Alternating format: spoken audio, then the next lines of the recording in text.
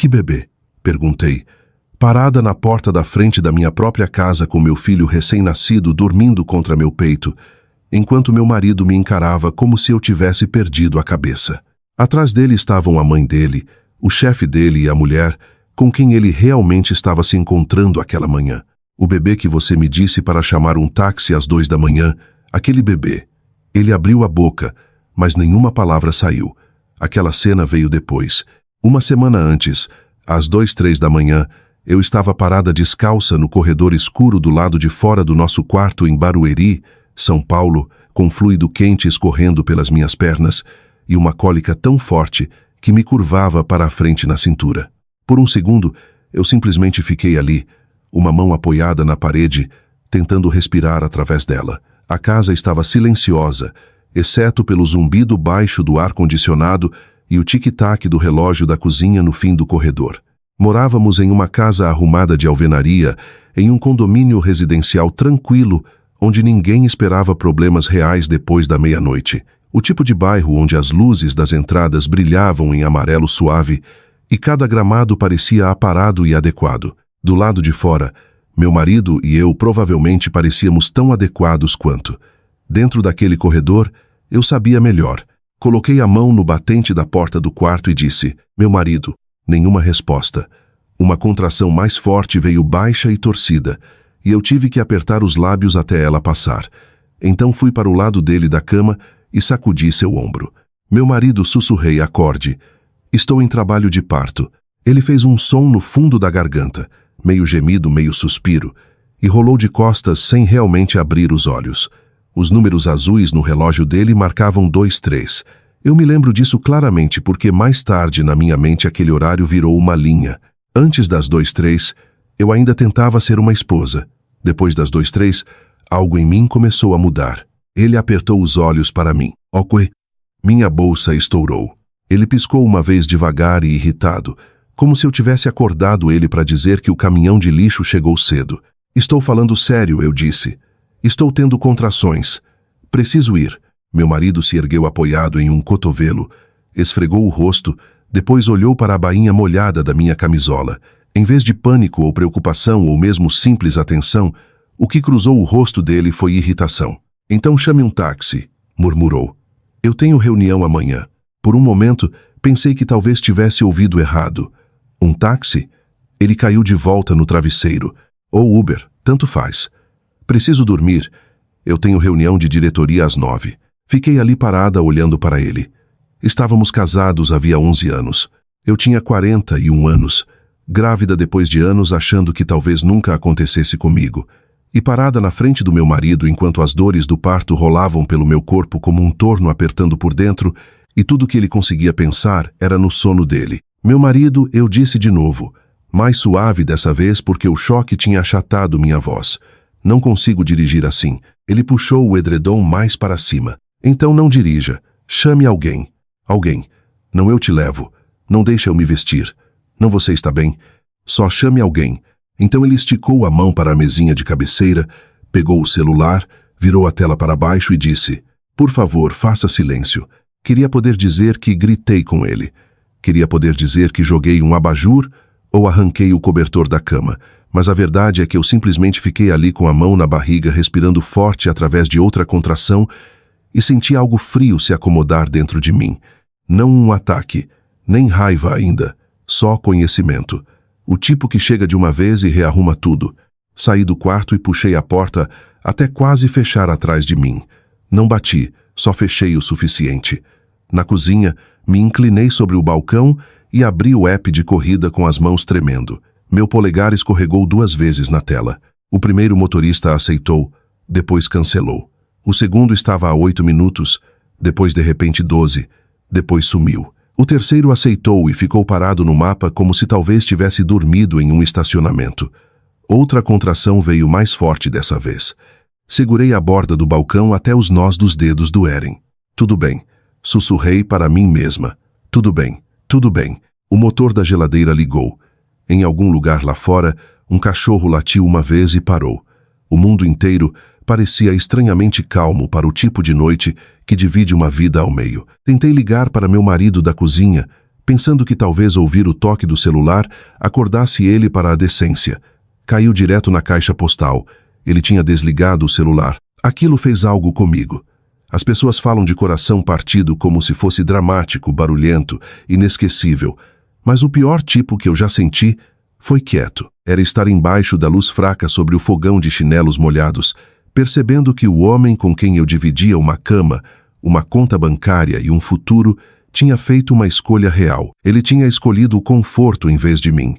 O sono em vez de mim. Uma reunião em vez do nascimento do filho dele. Me vesti entre as contrações, leggings pretas de gestante folgadas, moletom antigo da faculdade do meu marido, sapatos sem calcanhar porque eu não aguentava me curvar tempo suficiente para qualquer outra coisa. Peguei minha bolsa, o cartão do plano de saúde, o carregador do celular e a mala do hospital meio arrumada perto do armário da entrada. Ainda não tinha tudo dentro.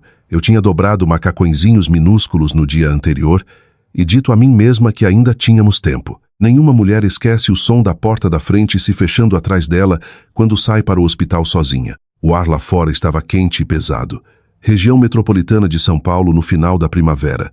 Ainda não quente de verdade, mas perto o suficiente para a noite guardar calor. Minha garagem parecia prateada sob o poste da rua. Fiquei ao lado do meu SUV por um segundo com uma mão no teto esperando a dor passar.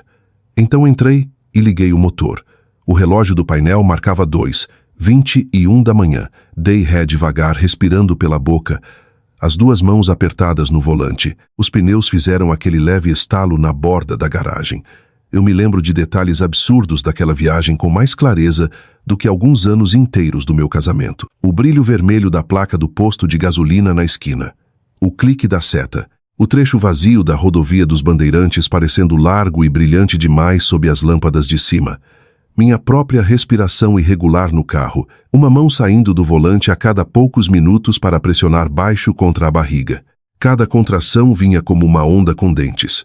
Eu ficava dizendo o horário em voz alta para mim mesma.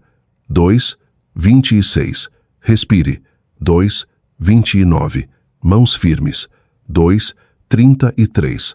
Você consegue. Em um semáforo vermelho, eu era o único carro ali. Nenhuma outra alma à vista. Eu me lembro de rir uma vez, só uma risada curta e feia, porque meu marido sempre tinha se importado mais com as reuniões dele do que com qualquer coisa bagunçada ou humana.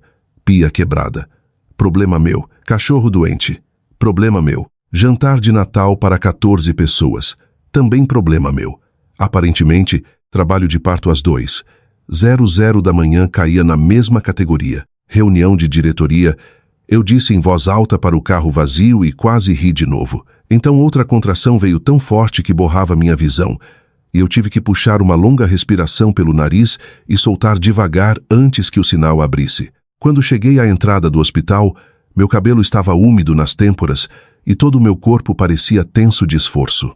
Entrei na faixa de desembarque de emergência, peguei a mala torto e arrastei os pés em direção às portas automáticas. Um jovem segurança me viu chegando e correu com uma cadeira de rodas. Senhora, a senhora está sozinha? Aquela pergunta quase me desmontou.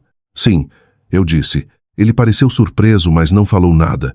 Só me ajudou a entrar na cadeira e me empurrou pelas portas automáticas brilhantes, enquanto o ar do hospital batia frio no meu rosto, esterilizado, carregando aquela mistura de desinfetante e café que todo hospital parece ter.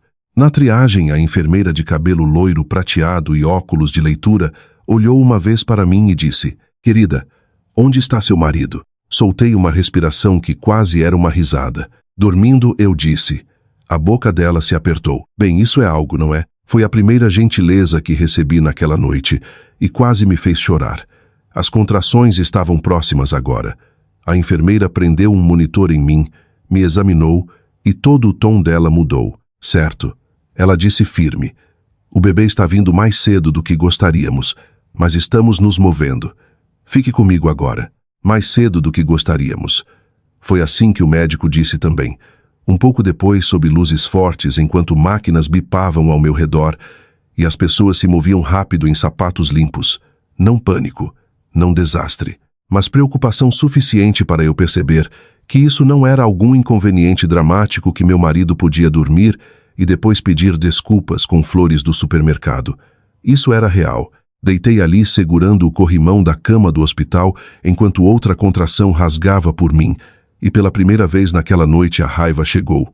Não alta, não selvagem, clara. Virei o rosto para o teto, pisquei forte contra o ardor atrás dos olhos e sussurrei para mim mesma: depois de hoje à noite, eu paro de esperar ele me escolher. A primeira vez que ouvi meu filho chorar foi fino e agudo, como um som que ainda não confiava no mundo. Aqui está ele, disse a enfermeira. A voz suave, mas firme, daquele jeito treinado de quem já viu tudo e ainda sabe quando um momento importa. Um pouco prematuro, mas ele é forte. Eles me mostraram ele por um segundo, olhos vermelhos enrugados, apertados como se discutisse com a luz, e depois levaram ele para o aquecedor do outro lado da sala. Máquinas zumbiam. Alguém gritava números. Outra enfermeira ajustava algo perto do meu ombro. Ele está bem? Perguntei. Ele está bem, disse o médico. Só estamos ajudando ele um pouco. Ajudando ele. Aquela frase ficou comigo também. Havia muitas coisas na minha vida que tinham precisado de ajuda. Meu casamento, por exemplo. 11 anos alisando tensões, explicando frieza, dizendo a mim mesma que meu marido estava só cansado, só estressado, só focado no trabalho, sempre só algo. Agora havia um bebê na sala que ainda não sabia nada disso. Virei a cabeça para a porta sem pensar, meio esperando por hábito mais do que esperança ver meu marido entrar, atrasado, sem fôlego, pedindo desculpas, dizendo que não tinha entendido e que tinha corrido assim que percebeu. A porta ficou fechada. A enfermeira ao meu lado seguiu meu olhar e disse gentilmente: alguém a caminho? Não? Eu disse depois de um segundo. Não, acho que não. Ela não insistiu. Só deu um pequeno aceno, como se tivesse ouvido aquela resposta antes. Trouxeram ele de volta para mim depois que terminaram de verificar. Ele estava bem enrolado, o rosto já mais calmo, a respiração mais estável. Quando deitaram contra meu peito, algo no meu corpo tenso a noite toda finalmente relaxou. Oi, sussurrei porque não sabia o que mais dizer. Oi, Levi. Eu não tinha contado para meu marido aquele nome. Tínhamos falado de algumas opções, rodeado elas do jeito que casais fazem, mas nunca decidido. Por muito tempo eu achei que nomear uma criança era algo que se fazia junto. Agora parecia algo que eu tinha permissão para reivindicar. Levi, eu disse de novo, mais baixo dessa vez. Ele fez um som pequeno como um suspiro, e os dedinhos dele, tão minúsculos que não pareciam reais, se curvaram contra o tecido do meu moletom. Deitei ali um tempo só ouvindo ele respirar, para dentro e para fora, para dentro e para fora. O ritmo era estável, e eu me vi acompanhando sem pensar. Em algum momento, uma enfermeira perguntou se eu queria ligar para alguém. Pensei nisso. Minha irmã mora em outro estado. Conversamos, mas não todo dia. Meus pais já se foram. A família do meu marido, bem, era outra história. Ligo mais tarde, eu disse. A verdade era que eu não queria explicar nada ainda.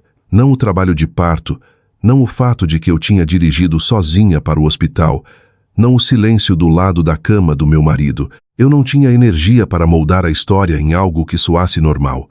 Por volta das 6h15 da manhã, quando o céu lá fora da janela estreita do hospital começou a clarear, meu celular vibrou na bandeja ao meu lado. Peguei ele devagar, com cuidado para não acordar Levi. Era meu marido. Tudo bem? Só isso. Não. Você chegou bem? Não. Como você está? Não. O bebê chegou? Só tudo bem? Li 2 vezes. Depois uma terceira, como se algo mudasse se eu olhasse tempo suficiente. Não respondi. Em vez disso, coloquei o celular virado para baixo e observei o peito do meu filho subir e descer. Um pouco depois, a enfermeira do cabelo loiro prateado voltou. Verificou meus sinais, ajustou o cobertor em volta de Levi, depois olhou para meu celular. Alguém já deu notícias? Perguntou. Meu marido mandou mensagem, eu disse. Hã? Hesitei. Depois dei de ombros pequeno. Ele perguntou se estava tudo bem. As sobrancelhas dela se ergueram só um pouco. Bem, essa é uma forma de colocar. Havia um tom seco na voz dela que me fez sorrir só um pouco. Ela terminou de escrever algo na ficha e depois encostou um quadril na lateral da cama, baixando a voz. Posso te contar uma coisa? Disse. Claro. Eu tive meu primeiro filho aos 32, ela disse. Achei que tinha um marido perfeito. Bom emprego, casa boa, sabia dizer as coisas certas na frente dos outros. Olhei para ela, sem saber aonde isso ia. Deixei ele aos 48, Ela continuou como se estivesse me contando sobre trocar de salão de beleza. Melhor decisão que já tomei. Soltei uma respiração quieta. O que aconteceu? Ela deu um sorriso pequeno e sabedor. Nada grande. Esse era o problema. Só 1000 pequenos momentos em que eu percebia que estava carregando tudo sozinha. Aquilo acertou fundo. Eu costumava pensar, ela continuou, que se eu só explicasse melhor ou esperasse o momento certo, ou tivesse paciência suficiente, ele ia me encontrar no meio do caminho. Ela endireitou o corpo e ajustou o cobertor de novo, mas os olhos dela ficaram nos meus. Ele nunca fez. Então eu parei de esperar. Parei de esperar. Aquelas 2 palavras ecoaram na minha cabeça muito depois que ela saiu do quarto. Por volta do meio da manhã, depois que Levi tinha sido verificado de novo e eu tinha sido transferida para uma sala de recuperação mais quieta, finalmente peguei meu celular de volta. Meu marido tinha mandado mais uma mensagem. Me avise quando for dada alta. Tenho um dia cheio. Um dia cheio. Fiquei olhando para aquela linha por um bom tempo. Então, quase sem pensar, abri nosso app bancário. Não sei exatamente por que fiz isso naquele momento. Talvez instinto. Talvez o acúmulo de anos em que o dinheiro tinha mudado quieto sob o controle do meu marido. Ele cuidava dos investimentos, das poupanças, do panorama geral como ele gostava de chamar. A conta carregou e por um segundo tudo parecia normal. Então notei as transferências. Não saques grandes óbvios, menores, regulares, quietos, saindo da nossa conta conjunta para outra conta que eu não reconheci imediatamente. Cliquei nos detalhes.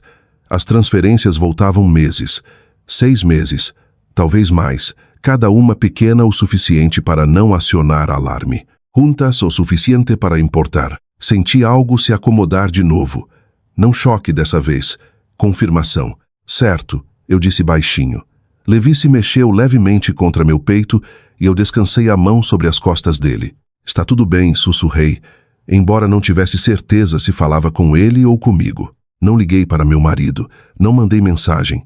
Em vez disso, fiz algo que não fazia havia muito tempo. Tomei uma decisão sem verificar como afetaria ele. Liguei para uma advogada. O número veio da enfermeira. A irmã dela, ela disse, trabalhava com direito de família na região de São Paulo. Boa com situações complicadas, ela acrescentou com um olhar que me disse que sabia mais do que dizia. A recepcionista atendeu no segundo toque. Calma, profissional. Escritório de advocacia de Letícia Almeida. Como podemos ajudar? Ajustei Levi levemente e respirei devagar. Meu nome é Iris Lima, eu disse. Acabei de ter um bebê esta manhã e acho que preciso falar com alguém sobre minhas opções. Houve uma breve pausa na linha. E então o tom dela amoleceu o suficiente para parecer humano. Claro, senhora Lima. Vamos agendar para a senhora. Quando desliguei algo dentro de mim parecia diferente. Não mais leve, mais forte. Naquela tarde a enfermeira voltou com uma pilha de papéis. Formulários de plano de saúde, planejamento de alta, informações de contato de emergência. Vamos preencher isso enquanto a senhora está disposta, ela disse. Assenti e peguei a caneta. Nome, data de nascimento, endereço. Então a linha para contato de emergência. Pausei. Por anos eu teria escrito o nome do meu marido sem pensar. Tinha sido automático como assinar o meu próprio. Agora minha mão pairava sobre o papel. Às 2 da manhã ele tinha me dito para chamar um táxi. Às 6h15 da manhã ele tinha perguntado se estava tudo bem. Às 10h30 da manhã ele tinha me lembrado que tinha um dia cheio. Escrevi meu próprio nome. A enfermeira olhou para ele, depois para mim. Não disse nada, mas deu um pequeno aceno. Bom, ela disse baixinho. Quando ela saiu, olhei para Levi de novo. O rosto dele estava mais suave agora, a respiração regular. Ele não sabia nada de reuniões de diretoria ou transferências bancárias, ou o som de um homem desligando o celular no meio da noite. Ele só sabia calor e um batimento cardíaco. Inclinei a cabeça para trás no travesseiro e fechei os olhos por um momento. Se ele quisesse ser pai, sussurrei baixo o suficiente para só eu ouvir, ele teve a chance às 2 da manhã. Lá fora da janela, o sol paulista tinha subido alto e brilhante, como se fosse qualquer outro dia comum. Dentro daquela sala, tudo já tinha mudado. Não fui para casa logo. Isso me surpreendeu mais do que qualquer coisa. Por anos, não importava o que acontecesse. Casa era onde eu ia para resetar, para me reorganizar, para fazer as coisas parecerem normais de novo. Mas deitada ali naquela sala de hospital quieta em Barueri com Levi, enrolado contra mim, e a luz do sol se acumulando no piso de cerâmica, percebi que não estava com pressa de voltar para a versão da minha vida que existia antes das 2:00 da manhã. Aquela versão já tinha acabado. Eu só não tinha dito em voz alta ainda. Letícia Almeida, minha advogada, me ligou naquela tarde. A voz dela era firme, sem pressa, o tipo de voz que não desperdiça palavras e não precisa se elevar para ser ouvida. Entendo que a senhora teve um dia e tanto, senhora Lima.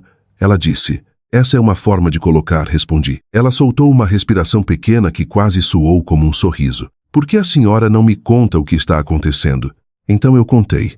Não tudo, não os 11 anos inteiros, mas o suficiente.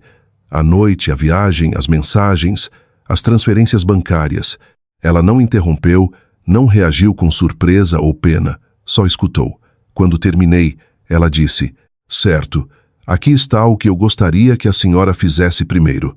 Não confronte ele ainda.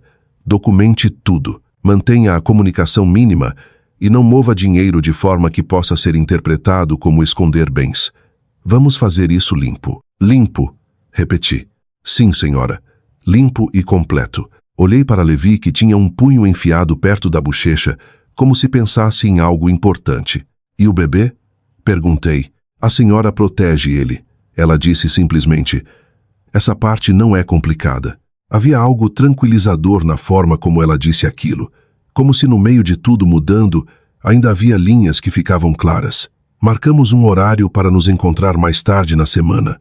Pessoalmente, ela queria revisar documentos, cronogramas, qualquer coisa que eu pudesse reunir. Depois que desliguei, fiquei ali um tempo, deixando o silêncio se acomodar ao meu redor. Então meu celular vibrou de novo. Meu marido, estou entrando em reunião. Me avise quando estiver em casa. Fiquei olhando para aquela mensagem mais tempo do que devia.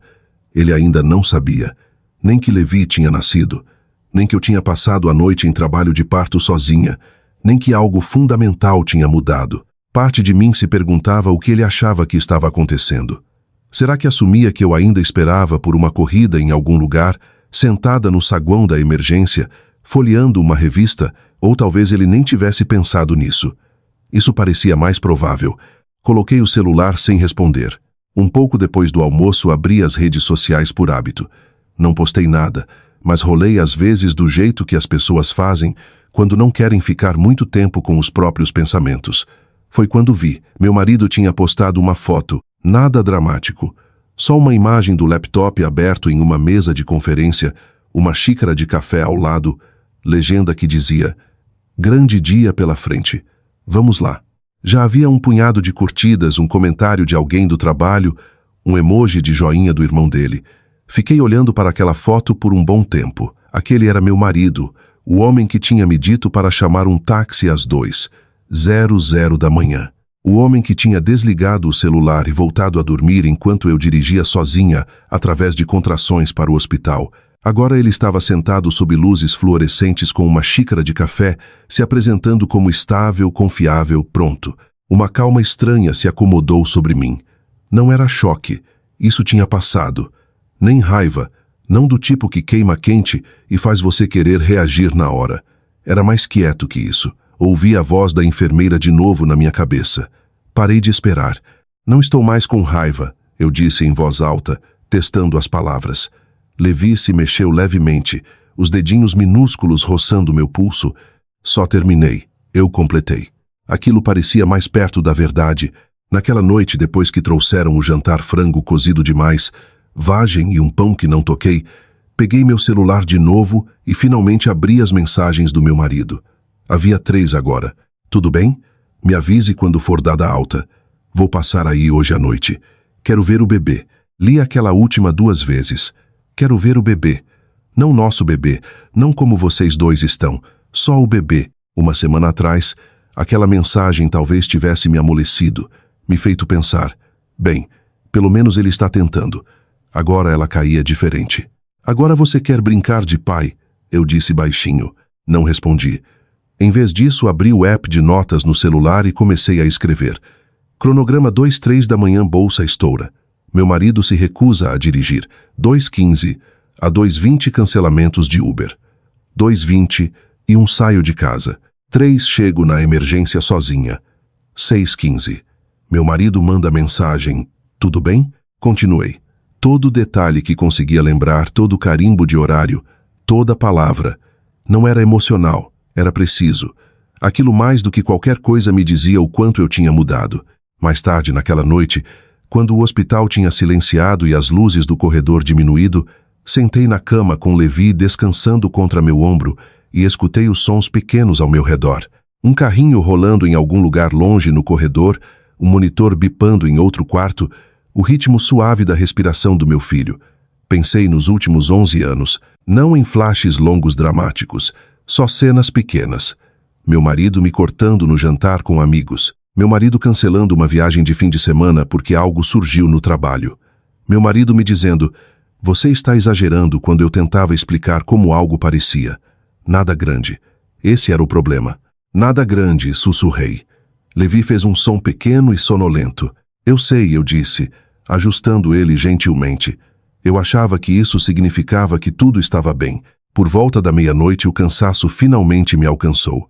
Deitei com cuidado, um braço curvado protetoramente em volta de Levi, e fechei os olhos.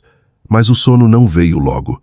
Minha mente ficava voltando para uma imagem, meu marido deitado na cama, puxando o cobertor para cima, desligando o celular. Aquele momento, aquela escolha, aquela linha, às 2:00 da manhã ele tinha escolhido dormir. Às 2:00 da manhã eu tinha escolhido levantar, me mover, dirigir, fazer o que precisasse ser feito. A diferença entre aquelas duas escolhas parecia maior agora do que tinha parecido no momento.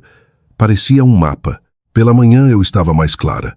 Não mais calma, embora houvesse um pouco disso, mas mais clara. Quando a enfermeira entrou para me verificar, ela sorriu para Levi e disse, como vocês dois passaram a noite? Estamos bem, eu disse. E seu marido? Ela perguntou. Casual, mas atenta. Encontrei os olhos dela. Ele não faz parte disso agora. Ela me estudou por um segundo, depois assentiu. Certo. Sem julgamento, só reconhecimento. Antes de sair, ela parou na porta. Sabe, ela disse, as pessoas mostram quem são em momentos como este. Eu sei, respondi. Depois que ela saiu, peguei meu celular mais uma vez. A última mensagem do meu marido estava na tela. Vou passar aí hoje à noite. Quero ver o bebê. Digitei uma resposta, depois apaguei. Digitei de novo. Apaguei também. Finalmente tranquei o celular e deixei de lado. Ele viria. Claro que viria. Homens como meu marido sempre vinham uma vez que a parte difícil tinha passado. Uma vez que a história podia ser contada de forma que os fizesse parecer razoáveis de novo. Ajustei o cobertor em volta de Levi e me recostei no travesseiro. Tudo bem, murmurei. Mais para mim do que para ele. Deixa ele vir. Porque pela primeira vez em muito tempo, eu não estava esperando ser escolhida. Eu estava me preparando para decidir. Quando levei Levi para casa, a casa parecia exatamente a mesma. Mesma entrada arrumada, mesmas fotos emolduradas na parede, férias sorridentes, jantares de feriado, uma vida que sempre fotografava melhor do que parecia. O mesmo sofá que meu marido insistia em manter mesmo com as almofadas afundadas no meio. Do lado de fora, nada tinha mudado. Por dentro, tudo tinha. Eu tinha trocado as fechaduras naquela manhã. Não foi dramático, sem polícia, sem gritos. Só um chaveiro chamado Eduardo, de uma empresa perto de Barueri, que chegou em uma van branca, limpou as botas no capacho e perguntou, a senhora quer trocar tudo? Sim, eu disse. Frente, fundos, garagem, tudo. Ele assentiu como se aquilo não fosse incomum. Talvez não fosse. Enquanto ele trabalhava, fiquei na cozinha com Levi nos braços, ouvindo os cliques metálicos pequenos, enquanto cada fechadura virava em algo novo. Era um som simples, mas carregava peso. Clique, clique, clique. Ao meio-dia, a casa pertencia a mim de um jeito que não tinha antes. Letícia tinha me ajudado a alinhar as coisas. Papelada protocolada, contas revisadas, nada imprudente, nada escondido, só clareza. O tipo que fazia tudo que meu marido vinha fazendo quieto, se destacar em relevo afiado. Ele tinha alugado um apartamento em Osasco 6 meses atrás. Tinha aberto uma conta separada, transferências que somavam mais do que eu tinha percebido primeiro. E havia Larissa, 34 anos, Trabalhava no departamento dele, curtia as postagens dele, comentava nas fotos dele. O tipo de presença que parece inofensiva se você não estiver prestando atenção. Eu não tinha prestado atenção. Essa parte era culpa minha. Por volta das 6h40 da tarde a campainha tocou. Levi dormia contra meu ombro, a respiração quente através do tecido fino da minha camisa. Fiquei na sala de estar por um segundo, só segurando firme, sentindo o momento se acomodar. Então fui até a porta e abri. Meu marido estava ali em uma camisa azul passada, mangas dobradas como se tivesse acabado de sair de uma reunião. Atrás dele, a mãe dele, Márcia, segurava a bolsa com as duas mãos, a boca já em uma linha de desaprovação, e um passo atrás deles, ligeiramente de lado, estava Larissa. Ela usava um suéter bege suave e uma expressão educada e incerta, como se não tivesse certeza total do papel que devia estar interpretando. Por um segundo, ninguém falou. Então meu marido sorriu. Não um sorriso largo, só o suficiente para sugerir normalidade. Aí está você, ele disse. Você não respondeu minhas mensagens. Dei um passo para trás ligeiramente, mas não abri a porta mais. Estive ocupada, eu disse. Os olhos dele desceram para Levi. E ela? Márcia se inclinou para a frente, tentando ver melhor. Ah, Iris, deixa eu ver meu neto. O tom dela carregava aquela mistura familiar de direito e afeto, como se os dois fossem a mesma coisa. Ajustei Levi ligeiramente, mantendo ele perto. Ele está dormindo, eu disse. Meu marido deu um passo pequeno para a frente, como se aquilo resolvesse. Não vamos acordar ele. Só quero ver. Atrás dele, o olhar de Larissa percorreu a casa, absorvendo os detalhes. As fotos, os móveis, a vida que ela tinha orbitado sem nunca entrar. Meu marido, eu disse. Minha voz calma. Precisamos conversar. Ele franziu um pouco a testa. Podemos conversar dentro. Balancei a cabeça. Ainda não. Foi quando a paciência de Márcia se esgotou. Isso é ridículo, ela disse. Dirigimos todo o caminho de Jundiaí e você nos mantém na varanda como estranhos. Encontrei os olhos dela. De certa forma, eu disse, vocês são. Meu marido soltou o ar bruscamente. Iris, vamos. Não vamos fazer isso aqui. Fazer o quê? Perguntei. A mandíbula dele se apertou. Fazer cena. Lá estava. Não preocupação. Não pedido de desculpas. Aparência. Não estou fazendo cena, eu disse. Estou estabelecendo um limite. Larissa mudou o peso de um pé para o outro. Pela primeira vez, ela olhou direto para mim. Eu não sabia que você já tinha tido o bebê. Ela disse baixinho. A voz dela era cuidadosa, medida. Sim, respondi. Na semana passada, meu marido olhou para ela, surpreso. Você não me contou. Não te contei um monte de coisas, eu disse. O silêncio se acomodou entre nós. Então meu marido se endireitou, como se resetasse. Certo, ele disse. Tudo bem, vamos conversar. Mas primeiro, onde está meu filho? A palavra meu ficou no ar. Senti algo firme dentro de mim, como uma linha em que eu podia ficar sem vacilar. Olhei para ele. Então disse muito calmamente, que bebê? Por um segundo, ele só piscou para mim. Ok? O bebê, repeti. Aquele que você me disse para chamar um táxi às 2 da manhã. Ninguém se moveu. Até Márcia ficou quieta.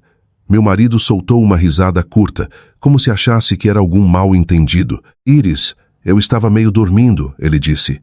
Não percebi. Você percebeu o suficiente para desligar o celular, eu disse. A expressão dele mudou. Não culpa. Ainda não. Defensiva. Isso não é justo, ele respondeu. Eu tinha uma reunião importante. Precisava estar descansado. Eu estava em trabalho de parto. Eu disse, sem levantar a voz, só afirmando. O olhar de Larissa foi para ele. O aperto de Márcia na bolsa aumentou. Eu dirigi sozinha para o hospital. Continuei, sozinha. Às 2h21 da manhã, cheguei na emergência sozinha. Às 6h15 você me mandou mensagem. Tudo bem? Meu marido abriu a boca de novo, mas nada saiu dessa vez. Continuei. Eu escrevi tudo, eu disse. Horários, mensagens, transferências da nossa conta, o apartamento em Osasco. Aquilo acertou.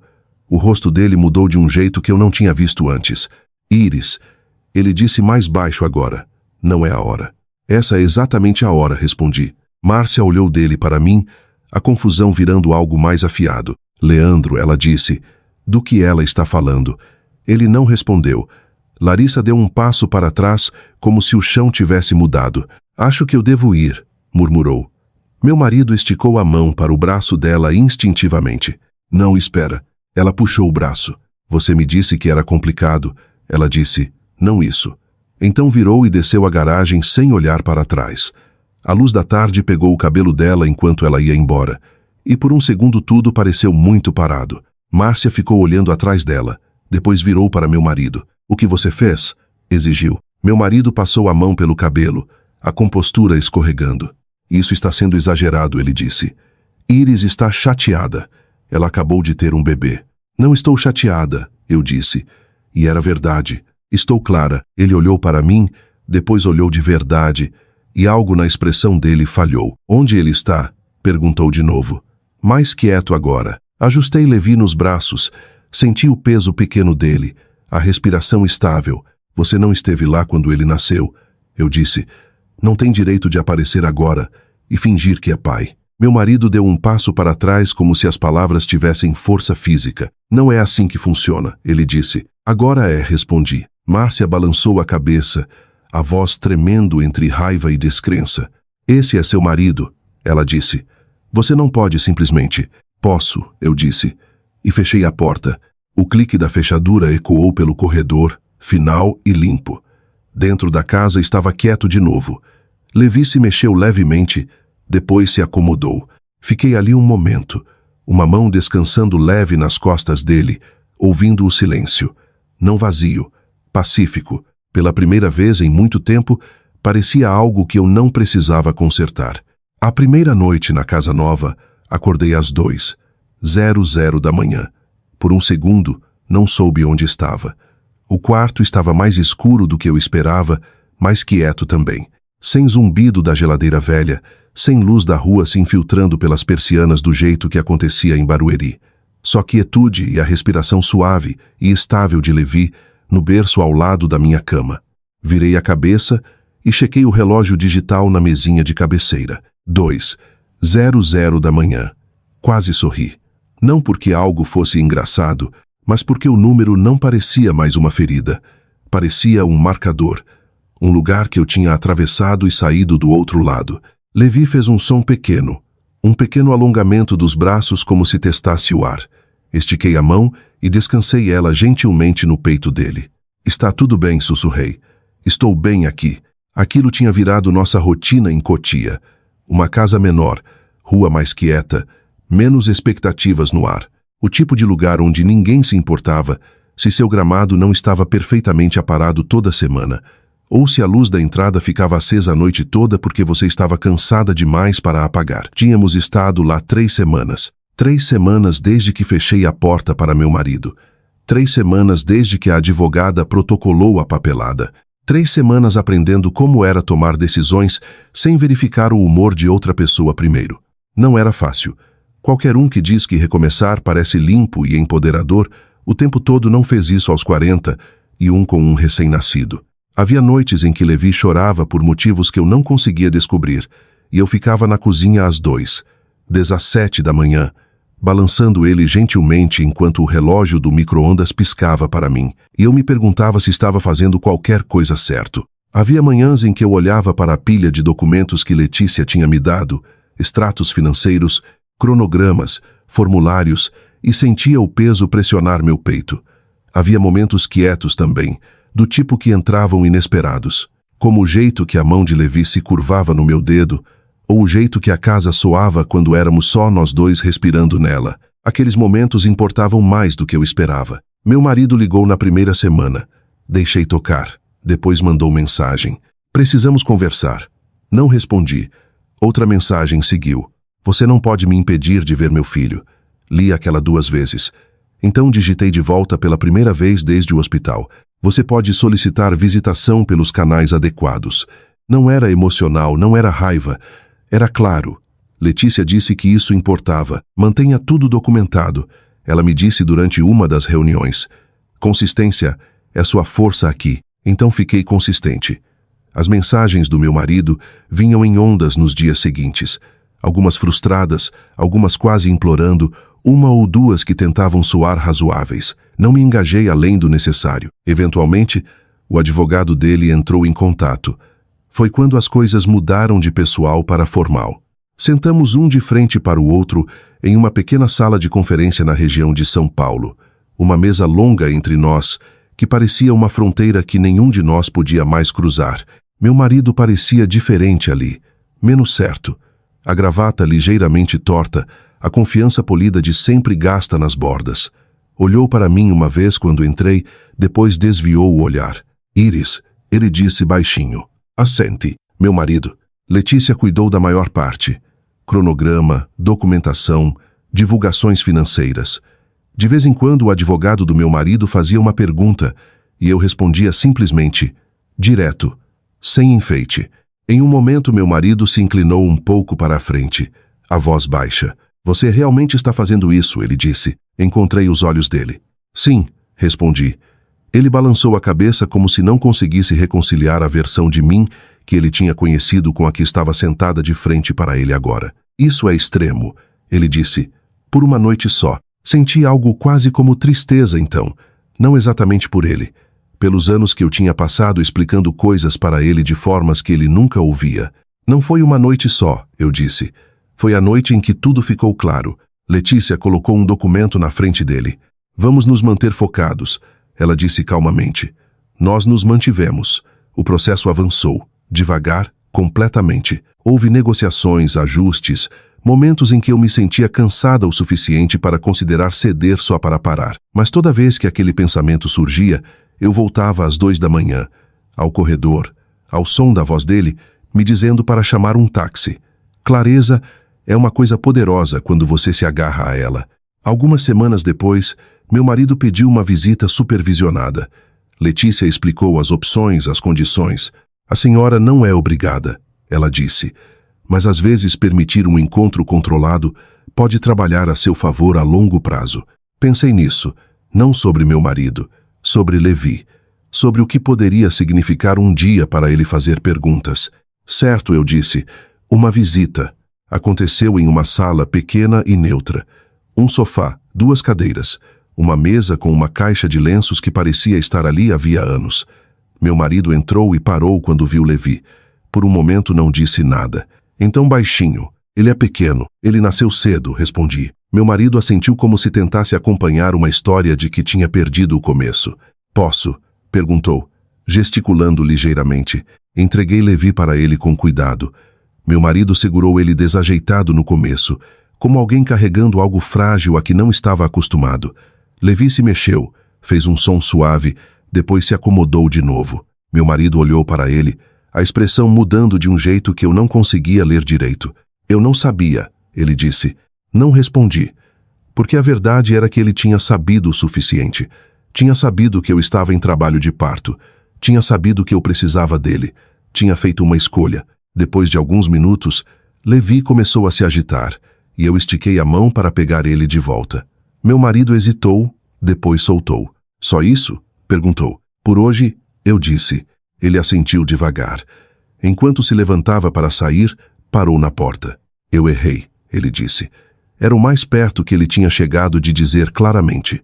Segurei Levi, um pouco mais perto. Sim, eu disse. Então ele saiu, sem discussão, sem cena. Só um homem saindo de uma sala com menos do que tinha entrado.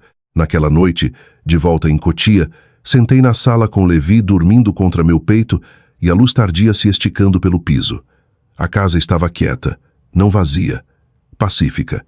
Pensei em tudo o que tinha acontecido, não só a noite às 2 da manhã, mas todos os pequenos momentos antes dela. Os que eu tinha explicado, os que tinha aceitado. Casamento não quebra em uma noite, eu disse baixinho. Só mostra onde as rachaduras já estavam. Levi se mexeu levemente, a respiração estável e segura. Olhei para ele e senti algo se acomodar dentro de mim. Não raiva, nem alívio. Algo mais firme, respeito, por mim mesma, pela vida que estava construindo. Às 2 da manhã, sussurrei, quase como se contasse a ele uma história que ele ouviria de novo um dia. Ele escolheu dormir. Pausei, deixando o silêncio preencher o espaço entre aquelas palavras. Eu escolhi a mim mesma. Lá fora, em algum lugar da rua, uma luz de entrada acendeu. Um carro passou devagar, pneus zumbindo contra a estrada, sons comuns. Uma vida seguindo em frente, e aos 41 eu disse, descansando a bochecha levemente contra a cabeça de Levi, Aquela foi a primeira escolha realmente certa que eu tinha feito em anos. Se você já se viu parado no escuro esperando alguém aparecer por você, talvez valha perguntar o que acontece se eles não aparecerem. Talvez valha perguntar o que você escolheria em vez disso. Porque às vezes o momento que parece o fim de algo é na verdade o começo de tudo que importa. E se esta história ficou com você, se lembrou você de algo que viveu ou de algo que tem adiado, talvez valha segurar aquele sentimento um pouco mais. Compartilhe, pense nele, ou só fique com ele em silêncio. Algumas decisões não precisam de plateia, só precisam de você.